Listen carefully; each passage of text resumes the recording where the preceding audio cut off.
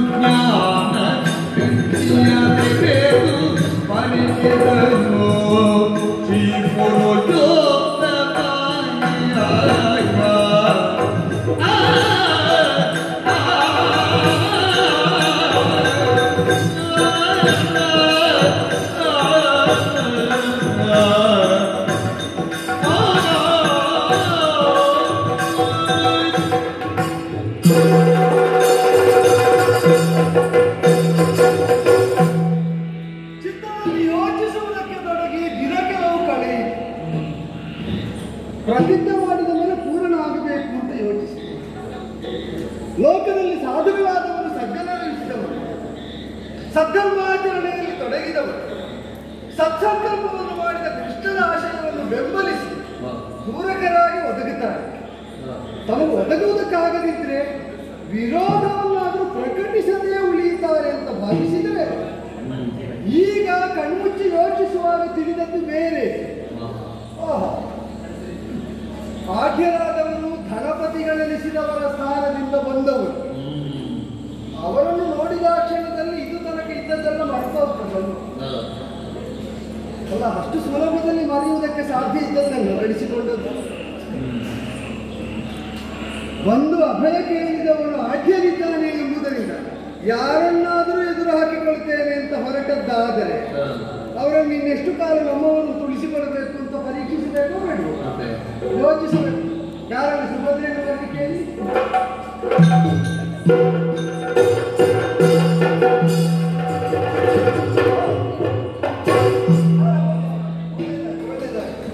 ಕೆಲಸದಲ್ಲಿದ್ದೇನೆ. ಯಾಕೆಂದ್ರೆ ನನಗೆ ನಿನ್ನನ್ನು ಕಾಣಬೇಕು ಅಂತ ಅನಿಸಿದಾಗ ಹೇಳಿ ಕಲಿದ್ದೇನೆ.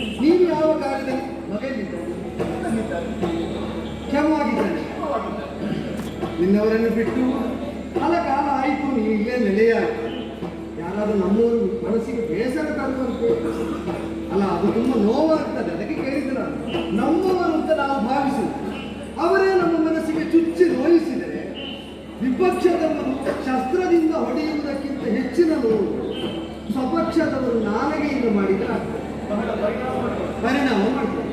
ಹಾಗೆ ನಮ್ಮವರು ಯಾರು ನಾಲಿಗೆಯಿಂದ ನೋಯಿಸಿದರು, ಹಾಗೆ ನೀನು ನೆಚ್ಚಿಕೊಂಡವರಾದ ನಿಮ್ಮವರಾಗಿ ಉಳಿದಿರಲ್ಲ ಅಂತ ಸಮಾಧಾನ. ಇಲ್ಲಿ ನಾವು ಆಗಲಿಲ್ಲ ಅನಿಸಿತು, ಪ್ರಕಟಿಸಬೇಕು ಅಂತ ಹೇಳಿದ್ದಲ್ಲ. ಆದರೂ ಅದು ಗೊತ್ತಿಲ್ಲದಿದ್ದು ಕೆಲವೊಮ್ಮೆ ಮನಸ್ಸಿಗಾದ ನೋವು ಮಾತಿನಲ್ಲಿ ಮತ್ತೆ ಎಲ್ಲಿ ವ್ಯಕ್ತಾಗುತ್ತೆ, ಮುಖದಲ್ಲಿ ಪ್ರಕಟವಾಗುತ್ತೆ ಕೆಲವೊಮ್ಮೆ. ಹೌದು, ವಿಶ್ವಾಸದ್ರೋಹ, ವಂಚನೆ, ಕುತ್ಸಿತತನ, ಬೆನ್ನಿನಿಂದ ಇರುವುದು, ಇದೆಲ್ಲ ಕೇಳಿದ್ಯಾ? ಇಂತಹ ಶಬ್ದಗಳ ಪ್ರಯೋಗ ಯಾಕೆ ಅಂತ ಕೇಳಿಬಹುದು. ನಾನು ಹಲವರಿಗೆ ಈ ಅನುಭವ ಆಯಿತು ಅಂತ ಹೇಳುವಾಗ ಸಹಾನುಭೂತಿಯಿಂದ ಕೇಳ್ತಾ ಇದ್ದೆ. ಇದು ನನಗೆ ಆಗ್ತಾ ಉಂಟಮ್ಮ, ನಿನಗೆ ನನ್ನವರ ನಿಮ್ಮವರೇ ಮಾಡ್ತಾ ಇದ್ದಾರೆ. ಯಾರಿಂದ ಯಾವತ್ತು ಹೇಗೆ ನಿಮಗೆ ಬೇರೆ ಕೆಲಸ ಇಲ್ಲ ಅಂತ ಕತೆ ಕೇಳಿದಾಗ ಕೇಳ್ಬೋದಾ? ಕತೆ ಕೇಳುವಂತಹ ಅಭ್ಯಾಸ ಇದೆ, ಆದರೂ ಅಜ್ಜಿ ಕತೆ ಆಗಲ್ಲ. ಇಲ್ಲ, ಇದು ಅಣ್ಣ ಕತೆ, ಅಣ್ಣನ ಕತೆ ಕೇಳಬಹುದಲ್ಲ, ಅಣ್ಣನ ಬದುಕಿನ ಕತೆ. ಅಮ್ಮ ತಂಗಮ್ಮ ಸೌಭದ್ರಿ ಅಮ್ಮ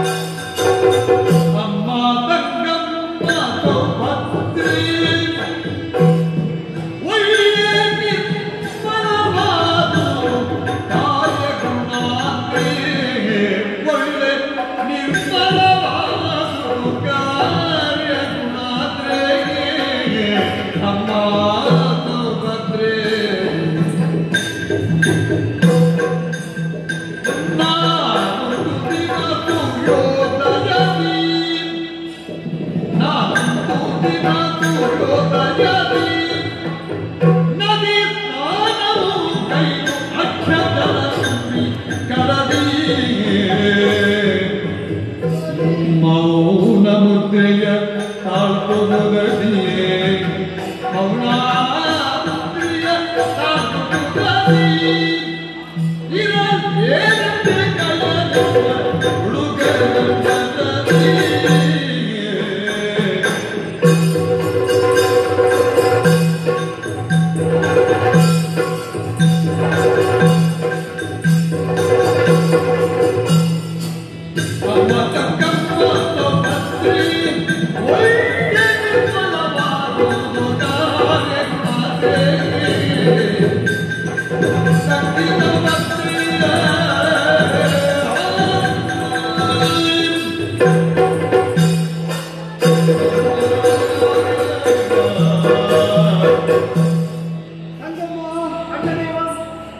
ತಂಗಿಯಿಂದ ಕರೆದದ್ದು ಕಡಿಮೆ, ಅಮ್ಮ ಅಂತ ಕರೆದದ್ದೇ ಹೆಚ್ಚು. ಯಾಕೆಂದ್ರೆ ಹೆಂಡತನಕ್ಕೆ ತಾಯ್ತನ ಎಂಬುದೊಂದು ಪರಿಪೂರ್ಣತೆಯನ್ನು ಕೊಡ್ತದೆ ಎಂಬುದು ಹೌದಾದರೂ ಬಾಲ್ಯದಲ್ಲೇ ತಂದೆ ತಾಯಂದಿರನ್ನು ಅಗಲಿ ನೆರೆದವರನ್ನು ತಂದೆ ತಾಯಂದಿಗಿಂತ ಅಂಗೀಕರಿಸಿ ಬದುಕಬೇಕಾದ ಬದ್ಧತೆ ಬಂದ ನನಗೆ ಹೆಣ್ಣಾದ ತಂಗಿಯಾದ ಒಬ್ಬ ತಾಯಿಯಂತ ಸಂಸಾರವನ್ನು ಸರಿದೂಗಿಸುವ ನಿನ್ನ ನೈಪುಣ್ಯ ಇಷ್ಟವಾದದ್ರಿಂದ ಅಮ್ಮ ಅಮ್ಮ ಅಂತ ಕರೀತಾ. ನಾನು ಹಾಗೆ ಅಣ್ಣದೇವ ಅಂತ ಕರೀತಾ ಇದ್ದೆ. ಯಾಕೆ ಹೇಳಿ, ಪ್ರತಿಯೊಂದು ಹೆಣ್ಣು ಮಕ್ಕಳಿಗೆ ಸಾಮಾನ್ಯ ವ್ಯಕ್ತಿಯೋರ್ವ ಅಣ್ಣನಾಗಿ ಗೋಚರಿಸ್ತಾರೆ. ಸರಿ, ಅದು ನನಗೆ ಹಾಗ ದೇವನೇ ಅಣ್ಣನಾಗಿ ಪ್ರಾಪ್ತಿಯಾಗಿದ್ದಾರೆ ಅಂತ ನಿನ್ನ ಭಾವದ ಉದಾಹರಣೆಯಿಂದ ನನ್ನನ್ನು ಸ್ವೀಕರಿಸಿದೆ. ನಾನು ಅದಕ್ಕೆ ಸ್ಪಂದಿಸ್ತಾ ಇದ್ದೇನೆ. ನಿನಗೆ ಯಾಕೆ ಈಗ ತಂಗಿ ಅಮ್ಮ ಅಂತ ಕರೆದದ್ದು ಗೊತ್ತು? ಈಗ ತಾಯಿಯಾಗಿ ಸಹಾನುಭೂತಿಯಿಂದಲೇ ಸರ್ವ ಸಂಸಾರವನ್ನು ಸರಿದೂಗಿಸುವುದು ಹೌದಾದ ಆ ತಾಯಿಗೆ ಸರಿತಪ್ಪುಗಳು ಗೊತ್ತಾಗುವುದಿಲ್ಲ ಅಂತ ಅರ್ಥ. ಈಗ ತನ್ನ ಮಕ್ಕಳೇ ಆಗಲಿ ಮುದ್ದುಗರಿಬೇಕಾದ್ರು, ಪಾಲಿಸಲ್ಪಡಬೇಕಾದ್ರು, ತಪ್ಪು ಮಾಡಿದಾಗ ಕೆಲವೊಮ್ಮೆ ತಿಳಿಯದಂತ ವರ್ತಿಸಿದರು, ಕೆಲವೊಮ್ಮೆ ತಪ್ಪನ್ನೇ ಸಮರ್ಥಿಸ್ತಾ ಇರಬೇಕಾದ ಬದ್ಧತೆ ಒಬ್ಬಾಕೆ ತಾಯಿಗೆ ಬಂದು ಅವಳ ಅಂತರಂಗಕ್ಕೆ ಆ ತಪ್ಪು ತಿಳಿಯುವುದಿಲ್ಲ ಅಂತ ಇಲ್ಲೂ ಹಾಗೆ ನಮ್ಮವನ್ನು ಒಪ್ಪಿದವನು ತಪ್ಪು ಮಾಡಿದಾಗ ನಿನಗೆ ಆ ತಾಯ್ತನದ ಮನಸ್ಸು ವಿಚಕ್ಷಣವಾದ ಬುದ್ಧಿ ಇದ್ದದ್ರಿಂದ ತಿಳಿದಿದ್ದು ವಿಶ್ವಾಸದಿಂದ ಈ ಪ್ರಕರಣ ಹೇಳಿದಕ್ಕೆ ಬರ್ತದೆ. ಕೇಳೋಣ. ವಿಶ್ವಾಸವಂತನೆಯ ಕಥೆ ಅಷ್ಟೇನು ಒಳ್ಳೆಯದಲ್ಲ. ಆದರೆ ನಮ್ಮವರೇ ಮಾಡಿದಾಗ ಅನ್ಯರಲ್ಲಿ ಹೇಳಿದ್ರೆ ಪರಿಹಾಸಕ್ಕೀಡಾಗ್ತದೆ. ಕೆಲವರು ಸತ್ಯಕತೆ ಕಟ್ಟು ಕಥೆಯಲ್ಲ. ಸತ್ಯವೇ ಕಥೆಯಾದದ್ದು, ಕಥೆಯಂತ ಸತ್ಯವೇ ಬೆಳೆದು ನಿಂತದ್ದು. ಈ ಕಥೆಯ ಅವಸಾನ ಹೇಗೆ ಅಂತ ಗೊತ್ತಿಲ್ಲದ ದಿಮ್ಮೂಢನಾಗಿ ನನ್ನನ್ನು ಸ್ತಬ್ಧವಾಗಿಸಿದಂತಹ ಪ್ರಕರಣ ಆದ್ರೆ ಕಥೆಗೊಂದು ಮಂಗಳ ಹಾಡಲಿಕ್ಕಾಗುವುದಿಲ್ಲ. ಮಂಗಳಿಗೆ ಆರಂಭ ಆಗ್ತದೆ ಅಂತ ಗೊತ್ತಿದ್ದು ಮಾಡಿದ ಆರಂಭವೇ ಅಲ್ಲ ಅದು. ಒಮ್ಮೆಗೆ ಆಗಿಬಿಟ್ಟದ್ದು. ಆದರೂ ಅದಕ್ಕೆ ದಿನ ಏಳರ ಹಿಂದೆ ನದಿ ಸ್ನಾನವನ್ನು ಮಾಡಿ ಸೂರ್ಯೋದಯ ಪೂರ್ವದಲ್ಲಿ ಮಡಿಯಿಟ್ಟು ಶುದ್ಧೋದಕವನ್ನು ಕೈಯಲ್ಲಿ ಎತ್ತಿಕೊಂಡು ಭಗವಾನ್ ಭಾಸ್ಕರನನ್ನೇ ಧ್ಯಾನಿಸ್ತಾ ಇನ್ನೇನು ಅವನು ಉದಿಸಿ ಬರುವುದಕ್ಕೆ ಪ್ರತಿಕೂಲರಾಗಬಹುದಾದ ಸಂದೇಹ ರಾಕ್ಷಸರ ನಿವೃತ್ತಿಗಾಗಿ ಗಾಯತ್ರಿ ಪುರಸ್ಸರವಾಗಿ ಅರ್ಘ್ಯ ಪ್ರದಾನ ಮಾಡಬೇಕು ಅಂತ ನಾನು ಅರ್ಥ ಅಲ್ವಾ? ಒಳ್ಳೆ ನಿರ್ಮಲವಾಗಿಯೇ ಸಾಗಬೇಕಾದ ಕಾರ್ಯ ಅಲ್ವಾ? ನಿಮಗೆ ಎಷ್ಟು ಚಂದಾಗಿದೆ ಗೊತ್ತುಂಟು. ನಾನು ಮೌನ ಮುದ್ರೆಯನ್ನು ತಾಳಿ ಪುಣ್ಯೋದಕವನ್ನು ಮಂತ್ರ ಪುರಸ್ಸರವಾಗಿ ಮೊಗಸೆಯಲ್ಲಿ ಎತ್ತಿ ಹಿಡಿದು ಅರನಿಮಿತ್ತ ನೇತ್ರನಾಗಿ ಪ್ರಣವಪೂರ್ವಕವಾಗಿ ಗಾಯತ್ರಿಯನ್ನು ಉಚ್ಚರಿಸ್ತಾ ಇರುವ ವೇಳೆಯಲ್ಲ ಒಬ್ಬ ಹುಡುಗ ಬಂದ. ಹೌದು, ನೀನು ಕೇಳಬೇಕಾದ ಅದೆರಡು ಬಂದವ ಹೇಗೆ ಅಂತ.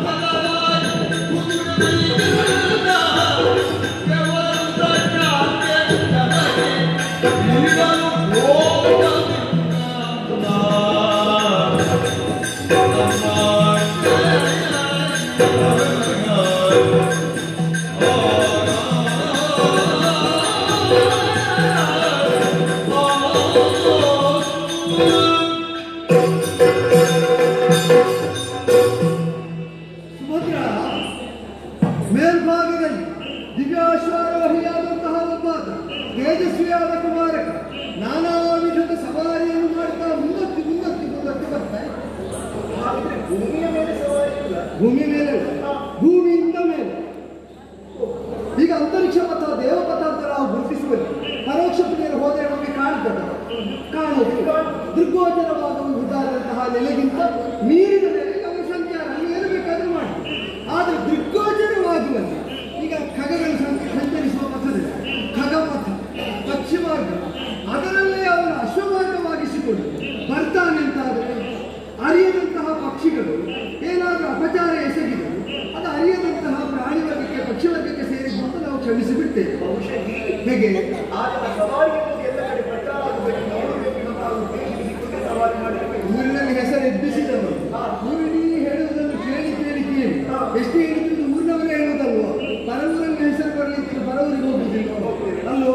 ಪರವೂರಲ್ಲಿ ಹೋಗಿ ಅಲ್ಲಿನ ನಯ ನೀತಿಗಳನ್ನು ಅರಿತುಕೊಂಡು ಅವರೊಂದೊಂದಾಗಿ ಸೇರಿಕೊಂಡು ಅಲ್ಲಿಯೂ ಪ್ರಸಿದ್ಧರಾಗುವುದಕ್ಕೆ ಹೊರಡಿಸುವುದಿಲ್ಲ. ಸಾಮಾನ್ಯರಲ್ಲ ಅವರು. ಧರ್ಮಪತಿಯಾದಂತಹ ಕುಬೇರನ ತನೆಯ ಗಯನಾಮಕನಾದಂತಹ ಕುಮಾರ ಆತ ಗಂಧ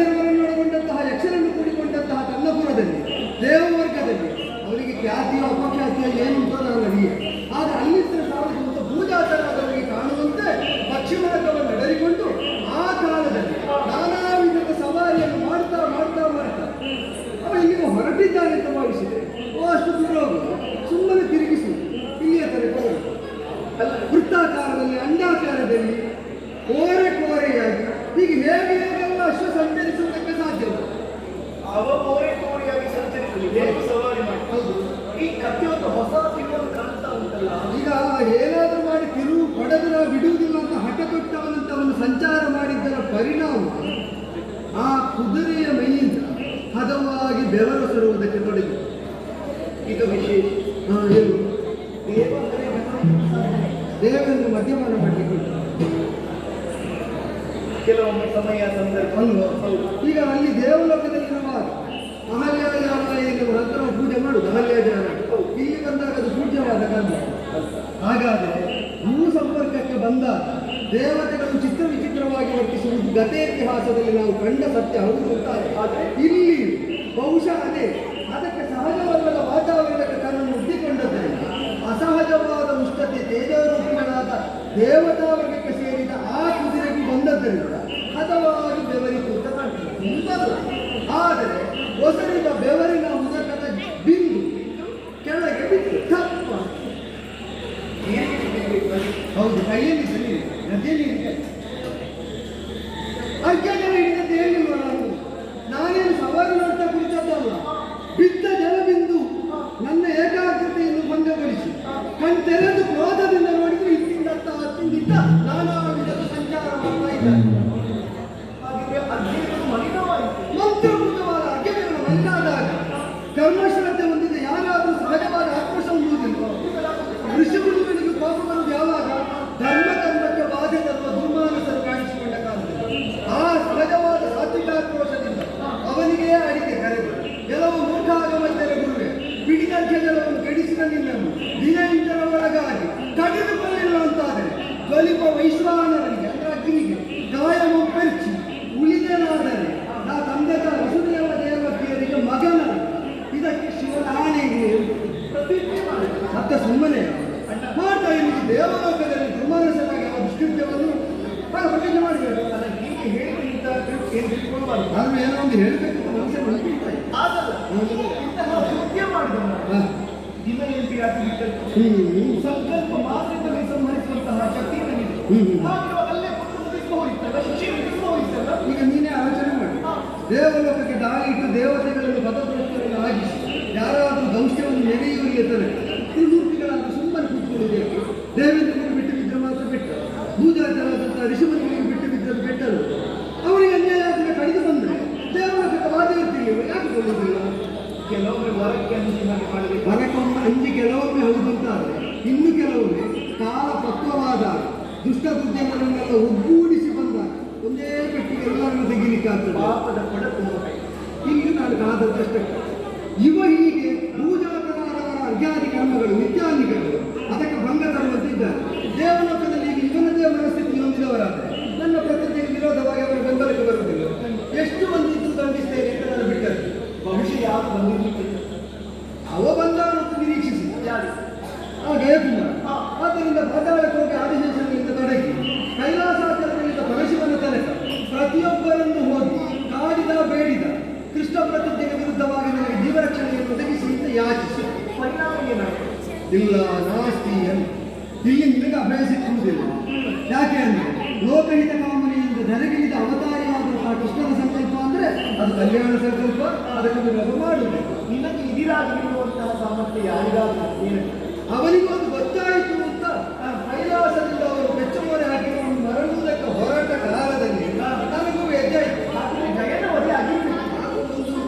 ಆಗಬೇಕಾದ ಆಗದಂತೆ ಕೆಲವೊಮ್ಮೆ ತಡೆಯುವುದು ಹೆಣ್ಣು ಮಕ್ಕಳೇ. ಅದು ಕೈಲಾಸ ಬೇಡದಿದ್ದಲ್ಲಿ ಮುಗಿ ತುಡಿಸುವುದು, ಬೇಡದಿದ್ದಲ್ಲಿ ಹೇಳುದು. ನಾನು ಈಗ ಹೇಳುವ ಅಮ್ಮನ ಬಗ್ಗೆ, ಜಗದಂಬಿಕೆಯ ಬಗ್ಗೆ, ಗಿರಿಜಾತೆಯ ಬಗ್ಗೆ. ಆ ಗಿರಿಜಾತೆ ಪಾಪ ಹುಡುಗರು ತುಂಬ ನಿರೀಕ್ಷೆ ಇಟ್ಟುಕೊಂಡು ಬಂದಿದ್ದಾರೆ. ಏನಾದರೂ ಮಾಡಿ ನಿಮ್ಮಿಂದ ಆಗಲಿಲ್ಲ, ಯಾರಾದರೂ ಮಾಡುವನ್ನಾದರೂ ತೋರಿಸಬಾರ್ದು. ಇದು ಯಜಮಾನ ಅಂತ ಅನಿಸಿಕೊಂಡವರು ಅವರಿಗೆ ಅಂಚಿತವಾದದ್ದನ್ನು ಆಡುವುದಕ್ಕೆ ಅವರಿಗೆ ಹೇಳಿಯಾಗಿದೆ. ಹರಿಹರನ ಸಂಕಲ್ಪದಲ್ಲಿ ಭೇದ ಇಲ್ಲ. ಈಗ ತಮ್ಮ ಹೆಂಡತಿಯನ್ನು ನಾನು ಎದುರಾಗಿಕೊಂಡು ಮತ್ತೆ ಕೈಲಾಸದಲ್ಲಿ ಒಟ್ಟಿಗೆ ಇರಬೇಡ ಅರ್ಧನಾರೀಶ್ವರ. ಅದಕ್ಕೆ ಸರಿ ಸರಿ ಯಾವುದು ಈ ಮಾರ್ಗದಲ್ಲಿ ಒಂದು ಮಾಡಬೇಕು. ಇದು ನೀರು ಕೇಳಿದಾಗ ನಮ್ಮ ಪಕ್ಕದ ಇದ್ದಲ್ಲಿ ಅದೊಂದು ಮೋರ್ಗದ ನ್ಯಾಯ ಹೌದು. ಆದರೆ ಇಲ್ಲಿ ಪರಶಿವ ಹಾಗೆಲ್ಲ ತೋರಿಸಿದ್ದಾರೆ. ಇಲ್ಲಿ ಹೋಗುವಂಥದ್ದಷ್ಟೇ. ಪಥವನ್ನು ತೋರಿಸಿ ಹೌದಪ್ಪ, ಈ ಕೈಲಾಸದಿಂದ ಹೋಗುವ ಪಥದಲ್ಲಿ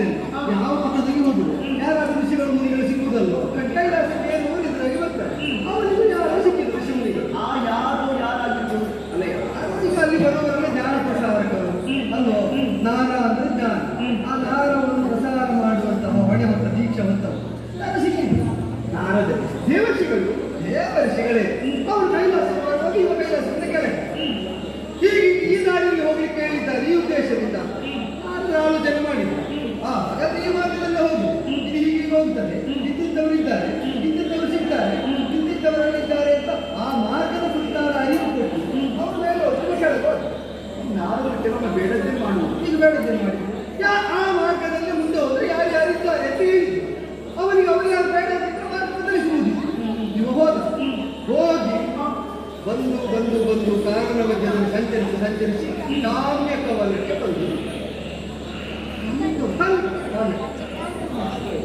ಕಾಮ್ಯಕವನದಲ್ಲಿ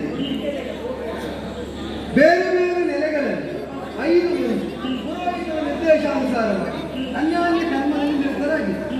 5 ಮಂದಿಯ ಜೊತೆಯಲ್ಲಿ ಸಹಚಾರಿಣಿಯಾದಂತಹ ಸತಿಯೊಬ್ಬಾಕೆ ಇದ್ದರು. ಪುರೋಹಿತರು 5 ಮಂದಿ ಸತಿ, ಇಷ್ಟು ಮಂದಿ ಪ್ರಧಾನವಾಗಿ ಹೊಂದಿದ ಪರಿಸರದಲ್ಲಿ ಆ 5ರ ಮಧ್ಯದಲ್ಲಿ ತಮ್ಮ ಪಾದಪೂರ್ವಕ ಹೋಗಿದ್ದು ರಕ್ಷಿಸಬೇಕು ಜೀವಮರಣದಿಂದ ಸಂತೋಷನಾದವನಿಗೆ ಜೀವ ರಕ್ಷಣೆ ಕೊಡಬೇಕು ಅಂತ ಕೇಳಿದ್ರು. ನೀನು ಯಾರೆಲ್ಲ ಆಗಿರುತ್ತೇನಾದ್ರೂ ನಿನಗೆ ಕಾಮ್ಯಕವನಕ್ಕೆ ಹೋಗಿ ಈಗ 5 ಗಂಡಂದು ಒಂದು ಸತಿ, ಅವರಿಗೊಬ್ಬರು ಪುರೋಹಿತರಿಗೆ ಹೆಸರು ದೌಮ್ಯರು, ಹೆಂಡತಿಗೆ ಹೆಸರು ದ್ರೌಪದಿ, 5ರಲ್ಲಿ ಅಗ್ರಜ ಧರ್ಮಜ, ಕನಿಷ್ಠ ಸಹದೇವ, ದ್ವಿತೀಯ ಅಗ್ರಜ ಭೀಮಸೇನ, ಜ್ಯೇಷ್ಠ ಅನುಜ ನಕುಲ, ಮಧ್ಯಮನಾಗಿ ಹಲವನ್ನು ಕೇಳಿಕೊಂಡವನು ಆಲಿಸಿದವನು ನಿನ್ನ ಕಡೆ.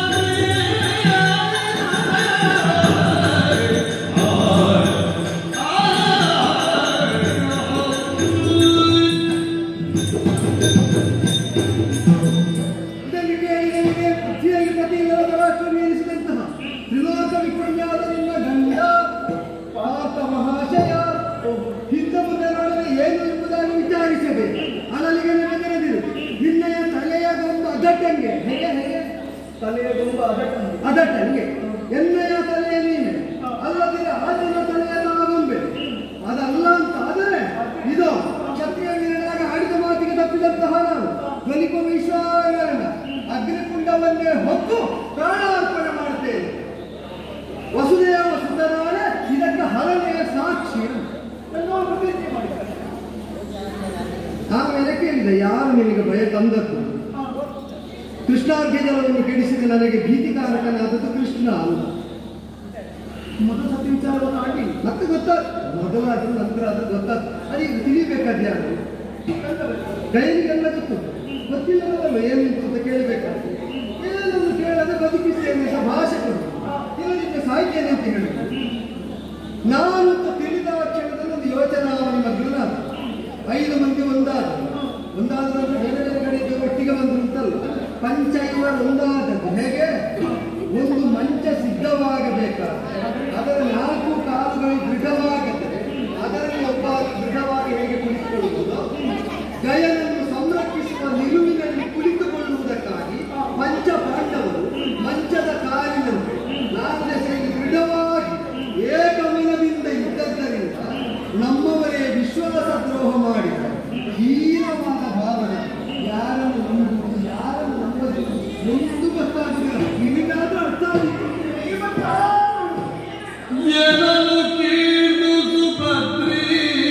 ನುಡಿದನು ನಿನಗೆ ಬಣ್ಣಿಸತಕ್ಕವನೇ,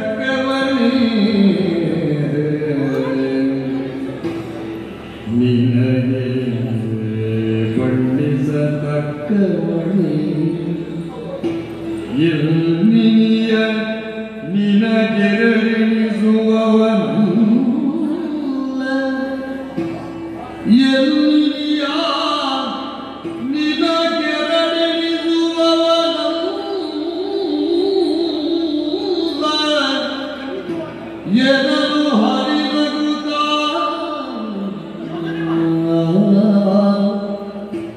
ನಿನಗೆ ಬಂಧಿಸತಕ್ಕವಳೆ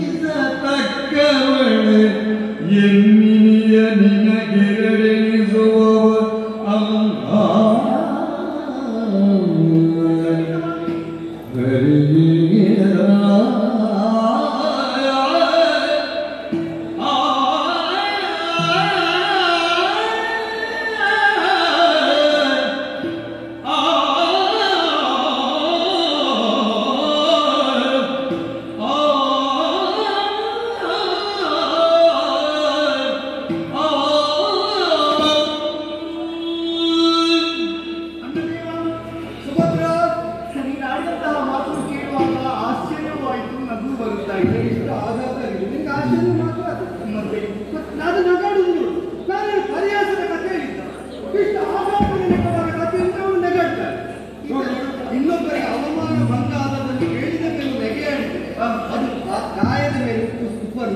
ಮೆಣಸಿನೊಂದಿಯನ್ನು ಸವರಿದಂತ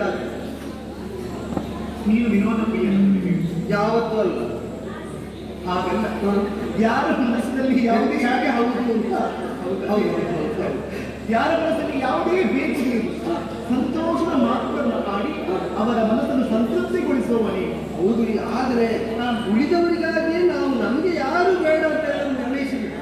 ನಗುತ್ತಲೇ ಮಾತನಾಡುವ ಹಾಗೆ ಇರಬೇಕು ಅಂತ ಹಂಬಲಿಸು. ಆದರೆ ಅವನು ನಗುವನ್ನು ಅಳಿಸದೆ ಬಿಡುವುದಿಲ್ಲ ಅಂತ ಕೆಲವರು ವ್ರತ ಕೊಟ್ಟರೆ ನಾನೇನು ಇಲ್ಲ. ಇದು ಯಾರೂ ಒಪ್ಪುವ ಮಾತಲ್ಲ. ಯಾವುದು ನೀನಾಡಿದಂತಹ ಮಾತು ಹೌದಲ್ಲ. ನಿನ್ನ ಕತೆ ಬಹಳ ಸ್ವಾರಸ್ಯಪೂರ್ಣವಾಗಿದೆ.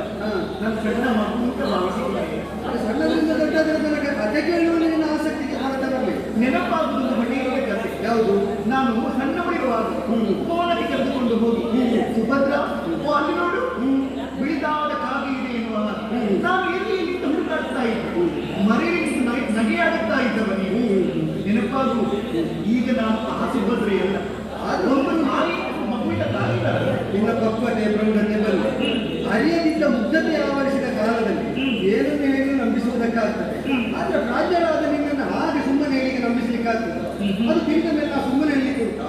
ನನ್ನವರ ಬಗ್ಗೆ ನಾನು ತಿಳಿದಿದ್ದೇನೆ. ಏನು? ಯಾವ ಕಾಲಕ್ಕೂ ನಿಮಗೆ ಎರಡೆಣಿಸುವವರಲ್ಲ. ಈಗ ಮಾಡಿದ ಅಂತ ಹೇಳ್ತೇನೆ. ಖಂಡಿತವಾಗಿ ಬಹುಶಃ ಯಾರೋ ತಂದೆಯ ಮಾತುಗಳನ್ನು ಆಡಿರ್ಬೇಕು. ಅದನ್ನು ಕೇಳಿ ನೀ ಈಗ ನಾನು ವ್ಯವಹರಿಸ್ತಾ ಇದ್ದೆ. ಸುಮ್ಮನೆ ಬಿಟ್ಟು ಬಿಡೋಣ ಇದನ್ನೆಲ್ಲ. ಮತ್ತೆ ಅಲ್ಲೂ ಮುಂದಿದ್ದವರಿಗೆ ನೆಗಾಡಲಿಕ್ಕೆ ಗೊತ್ತಿಲ್ಲ. ಅವನಿಗೆ ಮನೆಯಲ್ಲಿ ತಂದೆ ತಾಯಿ ಅಂತ ಅಳಿದ್ರು ಕೂಡ ಅವ ಸುಖದಲ್ಲಿ ನೆಗಾಡ್ತಾ ಇದ್ದಾನೆ. ಹೊಟ್ಟೆ ಮುಗಿದವರ ಹಸಿವೆ ಹಸಿವು ಆಗುತ್ತದೆ ಹೇಳಿದ್ರು ಗೊತ್ತಾಗುವುದಿಲ್ಲ. ಈಗ ನಾವು ಹೇಳಿದ್ರು ನಿನ್ನೆ ಇಲ್ಲ. ಅದು ನುಗ್ಗುದು ಮಾತೇ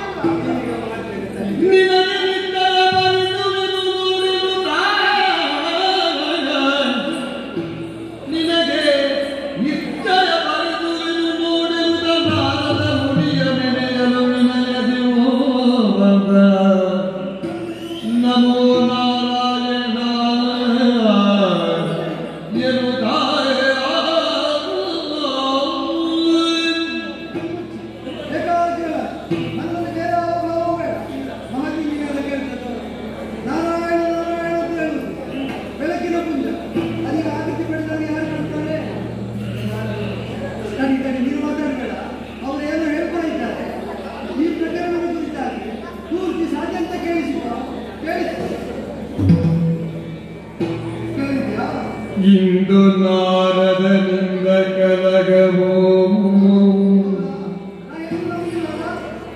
ಇಂದು ನಾರದನಿಂದ ಕಲಗವೋ, ಬದುದನು ಪರಿಗರಿಮು. ನಾರದನಿಂದ ಕಲಗವೋ, ಬದುದನು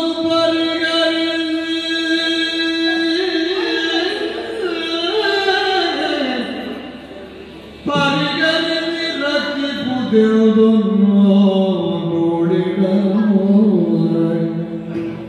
ನಾರದನಿಂದ ಕಲಗವು, ಬದುದನು ಪರಿಗರಿ ರಕ್ಕಿ ಗೋವಿಂದ. ಆ